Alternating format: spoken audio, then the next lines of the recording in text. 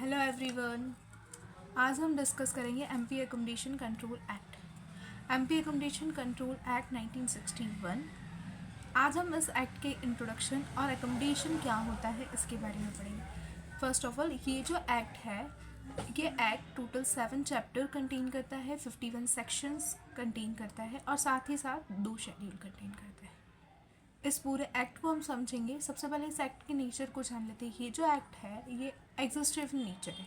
अब एग्जिस्टिव in nature जैसे पूरा कंप्लीट एक्ट, मतलब इस पूरे एक्ट में एकोमोडेशन से रिलेटेड जितनी भी चीज़ें हैं सब कुछ इंक्लूड कर दिया गया है। फॉर एग्जांपल, अगर हम छत्तीसगढ़ की बात करें तो छत्तीसगढ़ में चलता है रेंट कंट्रोल एक्ट, है ना, लेकिन वो नॉट एग्जिस्टिव इन नेचर है। क्यों? क्योंकि उन्होंने बोला है कि जहाँ जहाँ रेंट कंट्रोल एक्ट एप्लीकेबल नहीं होता वहाँ क्या होगा, Chhattisgarh accommodation act control act apply होगा। तो एमपी एकोमोडेशन कंट्रोल एक्ट हमारे एमपी का क्या है, एग्जिस्टिव इन नेचर है।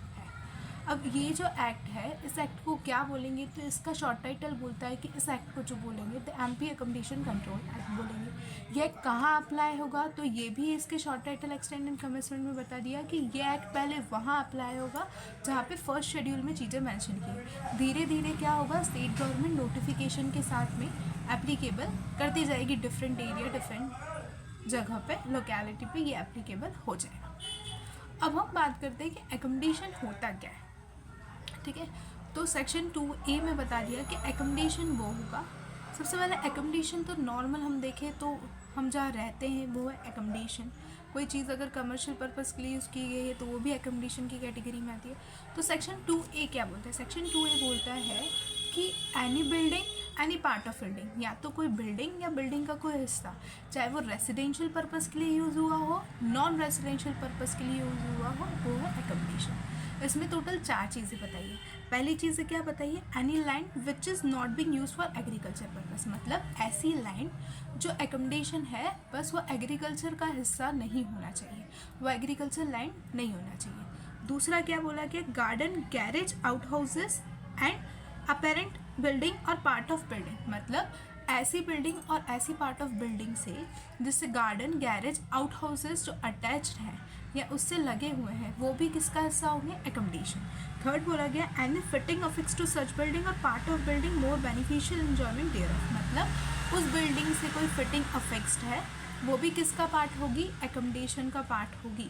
जो हमारे क्या हो रहा है, जिससे हमको क्या मिल रहा है, बेनिफिट ऑफ एंजॉयमेंट मिल रहा है। जैसे इस फिटिंग अफिक्स्ड में इलेक्ट्रिकल वायरिंग, ठीक है, फैन, ये जो चीज़ें अटैच है ये भी किसके हिस्सा है, इसी का हिस्सा है, और ये भी किसके पार्ट है, एकोमोडेशन का ही पार्ट है। फोर्थ क्या बोला गया, any furniture supply to the landlord which is use in the part of building, ठीक है, मतलब अगर कोई भी फर्नीचर सप्लाई किया गया है लैंडलॉर्ड के द्वारा उस बिल्डिंग में या उस पार्ट ऑफ बिल्डिंग में तो भी वो भी क्या होगा, एकोमोडेशन का पार्ट है। फॉर एग्जाम्पल, विंडो उस जो बिल्डिंग से अटैच है वो भी किसका पार्ट है, एकोमोडेशन का, ठीक है। तो ये बता दिया एकोमोडेशन। अब इन्होंने यहाँ पे बोल दिया कि जो एग्रीकल्चर है वो किस में, एकोमोडेशन में नहीं आएगी, लेकिन ऐसा भी है। कैसा? जैसे सेक्शन 3 बोलता है, सेक्शन 3 ये बोलता है कि कुछ चीज़ें एकोमोडेशन तो है पर उन पर एकोमोडेशन एक्ट अप्लाई नहीं होगा।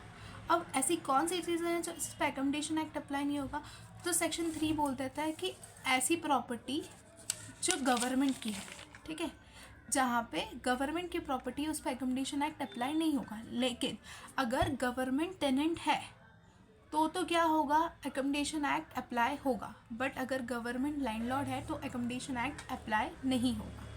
दूसरी चीज़ उन्होंने बोला लोकल अथॉरिटी। अब लोकल अथॉरिटी क्या होता है, तो लोकल अथॉरिटी कहाँ डिफाइन है, कॉन्स्टिट्यूशन में। जैसे पंचायत राज, म्यूनसिपैलिटी, उसमें भी इन्होंने बोला कि अगर लोकल अथॉरिटी की कोई प्रॉपर्टी है तो वो एकोमोडेशन तो है लेकिन उस पर एकोमोडेशन एक्ट अप्लाई नहीं होगा।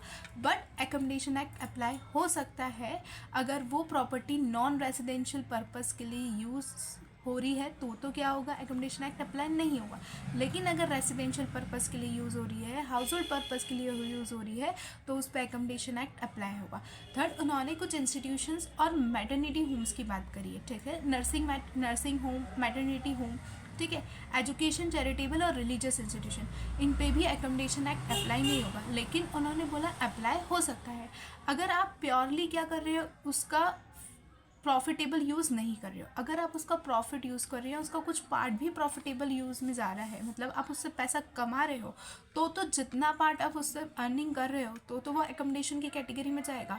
लेकिन अगर पूरा कर रहे हो तो पूरा एकोमोडेशन की कैटेगरी में जाएगा। लेकिन अगर आप उसका कोई प्रॉफिटेबल, कोई पैसा कमाने के मोटिव से नहीं कर रहे हो तो क्या होगा, वो एकोमोडेशन की कैटेगरी में नहीं आएगा।